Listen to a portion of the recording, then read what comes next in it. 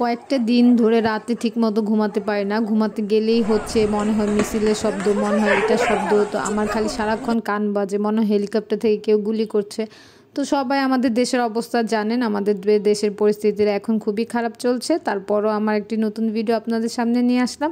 আশা করছি আপনারা আমার সাথে থেকে পুরো ভিডিওটা দেখে নেবেন। আর যারা ফেসবুক থেকে দেখবেন তারা ফলো দিয়ে দিবেন, আর যারা ইউটিউব থেকে দেখছেন তারা অবশ্যই সাবস্ক্রাইব করে দিবেন। আপনাদের সাপোর্ট আমার অনেক প্রয়োজন। আসসালামু আলাইকুম, সবাই কেমন আছেন? আশা করছি সবাই ভালো আছেন। আল্লাহর রহমতে আমরাও ভালো আছি। বাট আমাদের দেশের অবস্থা এখনও ভালো হয়নি, কারণ আমাদের দেশে আবার আন্দোলন শুরু হয়ে গেছে। তো সরকার আবার কারফিউ দিয়ে দিয়েছে। আমার ভিডিওটা কালকে দেওয়ার কথা ছিল, বাট ইন্টারনেট বন্ধ করে দেওয়াতে তাই আমি ভিডিওটা আর দিতে পারিনি। আজকে আমি আমার ভিডিওটা বিকেল থেকে শুরু করছি, যে বিকেলে আমরা কি করলাম। যেহেতু কারফিউ দিয়ে দিয়েছে, তো আমার জামাই ওরা সবাই বাসায় আছে। আর এই তো আমার হাজবেন্ড একটু বাইরে বের হয়েছিল, এরপর দেখে এত বড় মিছিল যাচ্ছিল, খালি সরকারের পতন। এখন হচ্ছে আমাদের ছাত্রদের দাবি হচ্ছে সরকারের পতন চায়।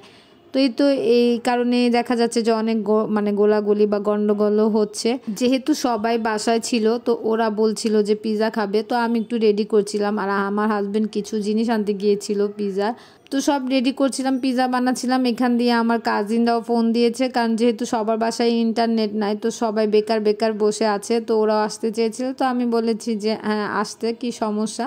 তো আমার কিছু কাজিনরাও এসেছিল। আর এই তো আমি পিৎজার ডোটা রেডি করে ফেলেছি, আর আমার পিৎজার ডোটা খুব সুন্দর ফুলেও গিয়েছিল। তো আমি এর আগের ভিডিওতেও বলেছি যে ছাত্রদের জন্য আসলে দোয়া ছাড়া আর কিছুই করতে পারছি না, কারণ যেতে পারি না। আনাইজ আর আদিয়ানের কথা চিন্তা হলে আর বাইরে যেতে পারি না আন্দোলনে। আর এছাড়া খাওয়া দাওয়া তো আছে, কারণ খাওয়া দাওয়া ছাড়া তো কোনো মানুষই বাঁচে না, খাওয়া দাওয়া করতেই হবে। এই জন্য আর কি। তো এই সময় এই ধরনের ভিডিও করতেও ইচ্ছা হয় না বা দিতেও মন চায় না। তারপরও যেহেতু আমার এটা একটা কাজ, আমি এটা একটা কাজ হিসেবে দেখি, তো এর জন্য আমি আমার এই ভিডিওটা আজকে শেয়ার করলাম। তো এই তো পিৎজার ডো বানানোর পর আমি হচ্ছে এভাবেই পিৎজা বানাই, তাওয়ার মধ্যে ডাইরেক্ট এভাবে দিয়ে দেই। আমি ওই বেলি না, কারণ অনেকে বেলে টেলে হয়তো বা দেয়, বাট আমি হচ্ছে তাওয়ার ফ্রাই প্যানে নিয়ে দেন এভাবেই হচ্ছে হাত দিয়ে চেপে রুটির মতো করে তারপরে হচ্ছে এভাবে পিৎজা বানিয়ে ফেলে। তারপর সস দিয়ে দিয়েছি, এখানে 3 টাইপের সস দিয়েছি। আর আদিয়ান আমাকে হেল্প করে দিচ্ছিল। ও হচ্ছে আমরা আজকে টোনা ফিশ দিয়ে করব, তো টোনা ফিশটা ছেঁকে নেওয়ার জন্য ও চালনির মধ্যে একটা রেখেছে, একটা জালির মধ্যে। আর এই তো আমার সস দেওয়া প্রায় মোটামুটি শেষ। এখন টোনা ফিশে হচ্ছে যে পানিটা থাকে ওটা ঝরে গেলে আমি টোনা ফিশটা এটার মধ্যে দিয়ে দিব। ছাত্রদের কথা চিন্তা করলে আসলেই কিছু ভালো লাগে না, কারণ ওদের জন্য কিছু করতে পারছি না দোয়া ছাড়া। তো বাসায় বসে দোয়া করা ছাড়া আর কিছু করার নাই, কারণ আদিয়ান আর আনাইজা যেহেতু ছোট, সেজন্য আমি বাইরে আন্দোলনে চাইলেও যেতে পারি না। তো কি আর করার আছে, তো বসে দোয়াই করি। আর তাছাড়াও দেশের অবস্থা খুবই খারাপ, কারফিউ দিয়ে দিয়েছে আবার। তো জানি না আজকে 6টার পর থেকে কারফিউ দেওয়ার কথা, শুরু হয়ে যাবে। তো এরপর কি হবে জানি না। আর এছাড়াও এতগুলো স্টুডেন্ট মারা যাচ্ছে, পথচারীরা মারা যাচ্ছে, সাধারণ মানুষ মারা যাচ্ছে। তো সব মিলিয়ে দেশে একটা খুবই বাজে অবস্থা চলছে। যখনই কারো মরে যাওয়ার খবর পাই, তখন মনে হয় যে সে কেন বের হতে গেল, যদি আজকে বের না হতো তাহলে বেঁচে যেত। সস দেওয়ার পর আমি হচ্ছে পিৎজার উপর টোনা ফিশ দিয়ে দিয়েছিলাম, এরপর ক্যাপসিকাম দিয়ে দিয়েছিলাম, এরপর চিজ দিয়ে দিয়েছিলাম, আর এখন কিছু অলিভ দিয়ে দিচ্ছি। তো মোটামুটি আমার পিৎজা রেডি করা শেষ। তো এরপর একটু সস দিয়ে চিলি ফ্লেক্স দিয়ে দিব। আর আমার কাছে যেহেতু এখন অরিগ্যানো নাই, তো অরিগ্যানো থাকলে অরিগ্যানো দিয়ে দিতাম। তো এখন চিলি ফ্লেক্স দিয়ে দিচ্ছি। তো এরপর আমি হচ্ছে চুলায় বসিয়ে দিব, আর চুলায় 10 থেকে 15 মিনিটের মধ্যে বসালে হয়ে যায়। এরপর আমি আরও 2টা পিৎজা বানাবো। আর এই তো চুলার মধ্যে আমার হচ্ছে পিৎজাটা হচ্ছে, আর পাশে হচ্ছে আমি চা করে নিচ্ছিলাম আমার কাজিনদের জন্য, কারণ যেহেতু আমরা তো বাসায় কেউ দুধ চা খাই না, ওদের জন্যই বসিয়েছিলাম। আমার প্রতিদিনের কাজ হচ্ছে ঘরে বসে আফসোস করা। আসলে এগুলাই আফসোস করা ছাড়া আর কিছু করার নাই। আমাদের যে কাজের একটা বুয়া আছে, তো ওর ছেলেও পায়ে গুলি খেয়েছে অনেকগুলা।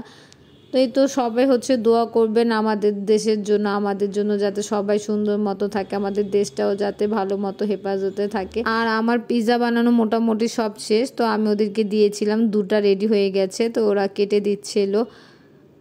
গরম ছিল, তাই আমার হাজবেন্ড ধরতে পারছিল না। তো যাই হোক, মন খারাপ থাকার পাশাপাশি এখন আমরা একটু পিৎজা এনজয় করি। আর এই তো এগুলো হচ্ছে সব আমার কাজিনরা, সবাই বাসায় বসে আছে, কারো অফিস নাই, চাকরি নাই আপাতত। তো এর জন্যই ওদের একটু আশা। তো যাই হোক, ওদের সাথে একটু গল্প টল্প করেও ভালো লেগেছে, সময়টা একটু কেটেছে। কারণ সময়টা একদমই কেমন জানি মানে আসলে এই পরিস্থিতিতে যারা না আসবেন তারা বুঝতে পারবেন না। আমাদের মানে বাসায় এত খারাপ লাগছিল, আর ছাত্রদের জানি কত খারাপ লাগছে, কারণ ওরা সারাদিন রাস্তায় থেকে থেকে মানে মানে কত কষ্ট করছে ওদের জন্য। আর এই তো আমাদের মানে এলাকাটা বাসার সামনে একদম গন্ডগোল শুরু হয়ে গেছে, তো পুলিশও চলে আসছিল আর ছাত্ররাও আগুন টাগুন লাগাচ্ছিল, তো সব মিলিয়ে মানে একটু খারাপ অবস্থায় যাচ্ছিল। এর মধ্যে পুলিশ গুলিও করে দিয়েছে আর সবাই হচ্ছে দৌড়াদৌড়ি করছিল। আর এখন এই রাস্তাটা ফাঁকা হয়ে গেছে, কারণ সবাই দৌড়াদৌড়ি করে মানে যে যার মতো চলে গেছে। আর আমি একটু ভয় পাচ্ছিলাম, কারণ আমি যে দিক দিয়ে ভিডিও করছিলাম একদম সরাসরি পুলিশ দেখা যাচ্ছিল, তো মাঝে মধ্যে একটু ভয়ও লাগছিল যে কি হবে, আবার একটু সরে যাচ্ছিলাম বারবার। তো পুলিশ আবার ছাত্রদের সরানোর জন্য টিয়ার গ্যাসও মেরেছিল। তো এই হচ্ছে বাসার অবস্থা। তো কতদিন ধরে এরকমই চলছে, তো যারাই দেখছেন বুঝতে পারছেন আমরা কেমন অবস্থার মধ্যে আছি। তো সবাই আমাদের জন্য দোয়া করবেন। আর এতক্ষণ পর্যন্ত যারাই আমার ভিডিওটি দেখেছেন তাদের যদি কোনো অংশ একটু ভালো লেগে যায় তাহলে অবশ্যই সাবস্ক্রাইব করে দিবেন, আর একটি লাইক অবশ্যই দিয়ে দিবেন। আর যারা ফেসবুক থেকে দেখছেন তারা অবশ্যই ফলো দিয়ে দিবেন। তো একটু আগে খবর পেয়েছি যে শেখ হাসিনা নাকি পদত্যাগ করেছে বা করবে। আমার এই ভিডিওটা ছিল হচ্ছে আগের, বাট আজকে ভয়েস ওভার দিচ্ছিলাম। তো শেখ হাসিনা পদত্যাগ করেছে কিনা ভিডিওগুলা আগামী দিন নিয়ে আসবো। আপনারা আমার পাশেই থাকবেন। আজকে এ পর্যন্তই, সবাই ভালো থাকবেন। আল্লাহ হাফেজ।